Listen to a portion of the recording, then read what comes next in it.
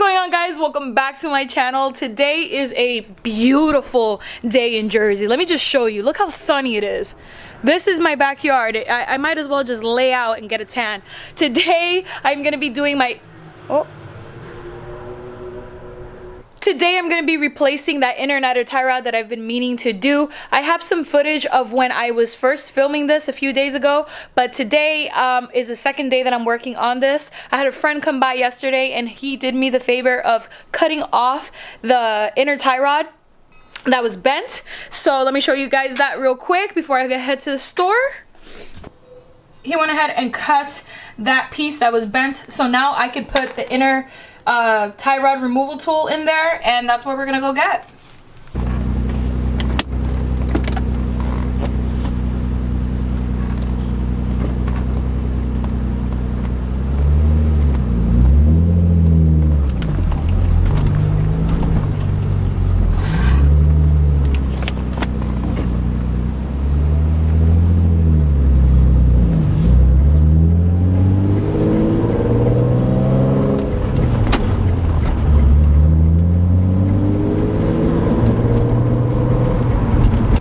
It is seriously like the nicest day out right now. Like, look at the sun.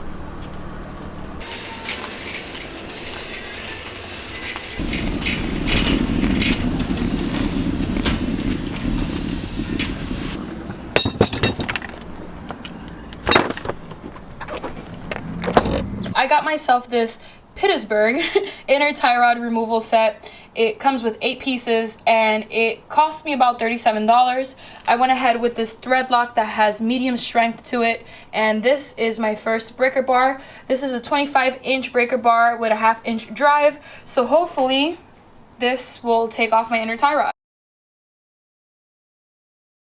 Alright, so since a lot of you guys are new to this channel, some of you guys don't know who Cody is.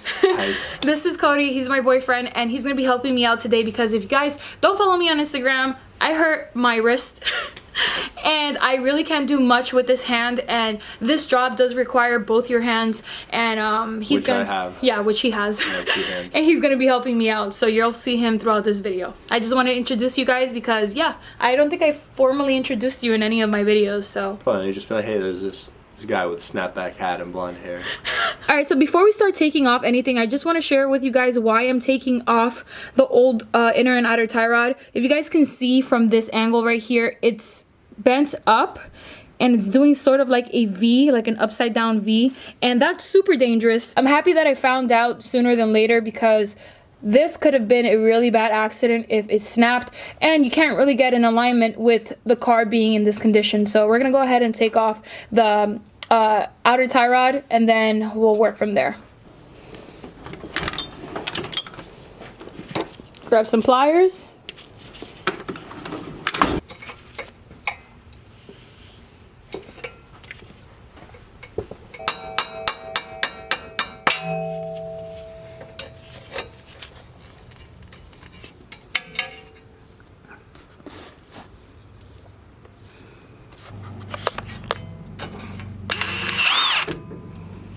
Wow, we didn't even need to pry that up. So you're gonna go ahead and grab your wrench and take this nut off that connects the outer tie rod to the inner tie rod, and Cody's gonna go ahead and do that for me.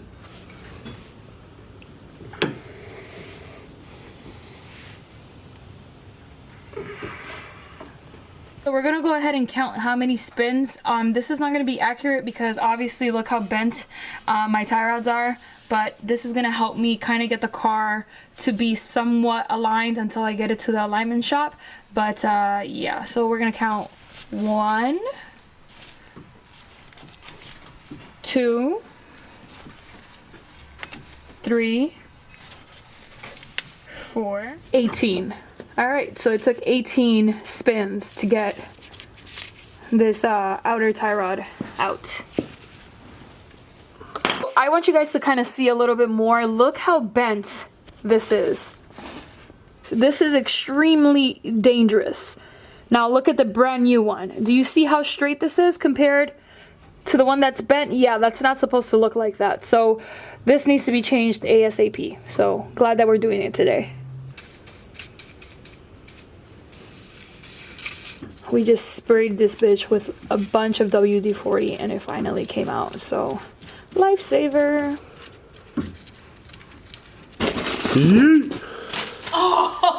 Oh. That's my bad. Damn, babe. It's supposed to help me, not hurt me. You're gonna bring this clip all the way down here. I'm gonna remove it. You can't see it in the camera, but there's gonna be this ring that we're going to have to break, and later on we'll replace it with a zip tie because it's gonna be very difficult to get a factory ring around it. So I'm gonna go in the bottom, which is where I'm seeing it, and I'm gonna pry it open. There we go.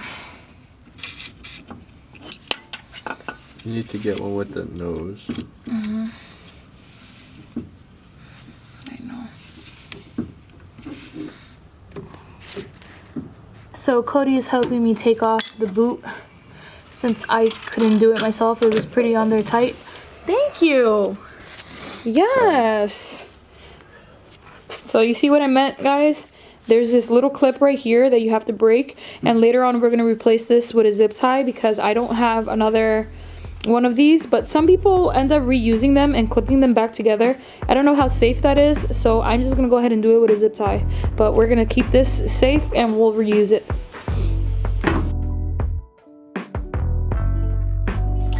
So yesterday I had a barbecue and one of my friends had his cutting tool on him, and I didn't record it because I didn't have the camera on hand, but you guys remember how this was twisted this way and the inner tie rod removal tool wouldn't have been able to go inside the inner tie rod. So we cut this off and now it should be easy to slide this in.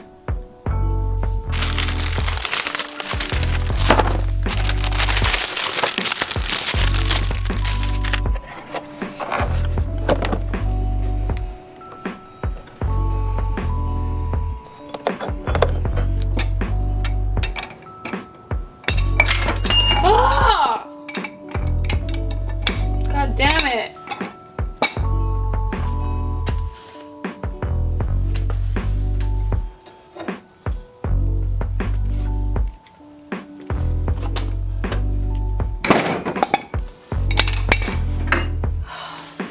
Guys, I did it. Was able to get this out finally.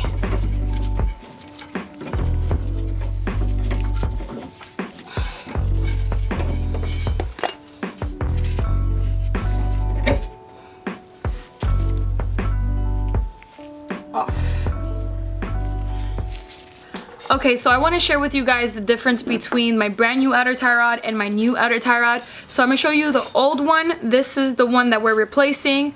Look how it's to the side.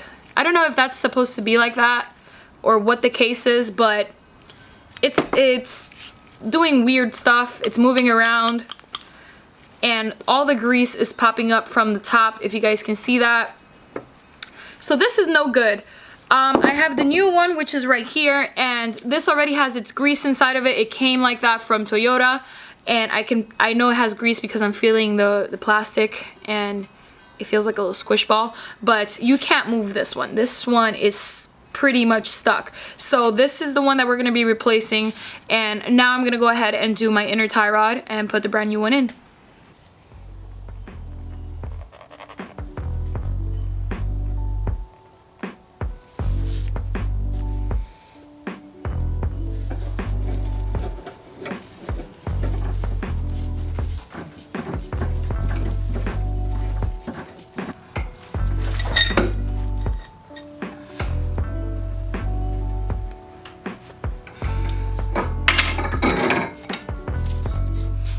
Alright, so starting from the top, we had 1,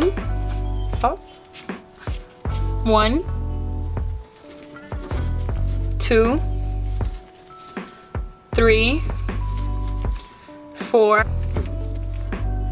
18.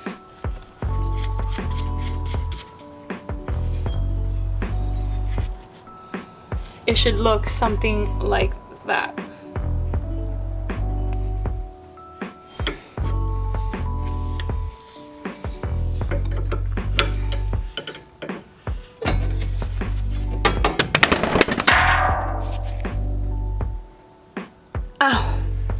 Note to self, don't hang your Milwaukee magnet lighter on top of the fucking car. Oh, my thumb. Fuck, that hurt.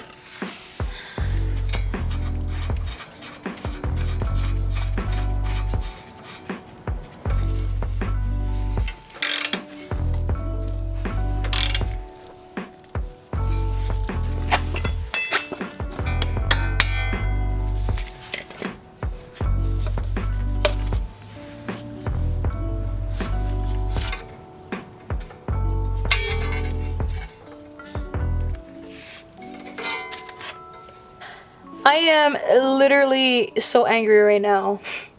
I have to take it off because I forgot to put in the boot. Remember how there was this metal ring right here that was over this hose. This is broken. I can't reuse it. So what I'm gonna do is take this zip tie, gonna wrap it around, and I'm not gonna fully close it. I'm just gonna keep it where it will still stay on the boot, but then I can like tighten it once I put it on the car. So I'm going to do that. You see, just like that. It's on there pretty well, and I'm gonna just slide it in. Alright guys, so I am finally done with the tie rod on the FRS, and it wasn't that hard. Alright guys, so I really wanted to have a serious conversation with you guys. I don't have the money to buy super expensive tools. There are some companies out there that charge an arm and a leg for tools, and it's just not necessary. You can get the same exact tools for half the price, okay, with a lifetime warranty as well, because that's happening nowadays, and it does the same job. Please don't break your bank account trying to get all these fancy tools, because you don't have to, okay? I'm super grateful that there are places such as Harbor Freight, Home Depot, Lowe's. They carry Husky, they carry Craftsman. There are so many places that you can get tools from relatively cheap, and you don't have to break the bank. So thank you to those stores. Absolutely not sponsored. I just really want to say thank you to them, because they are able to give... Do you guys hear that bird? What's up, dude? You lost? Stores like them allow people like me to work on my car at a relatively cheap price. They save me the hassle from having to go to a mechanic shop. They save me a lot of time and money, and I'm very grateful for that. So if you guys are thinking about getting some tools, maybe just check out your local Harbor Freight or Lowe's or Home Depot. You might be surprised that you'll find some great tools there too. Alright guys, so I'm done with my inner and outer tie rods on my front driver's side of the FRS. If you guys have any questions or concerns, let me know what's up. Thank you so much for watching, and I'll see you guys in the next one. Bye!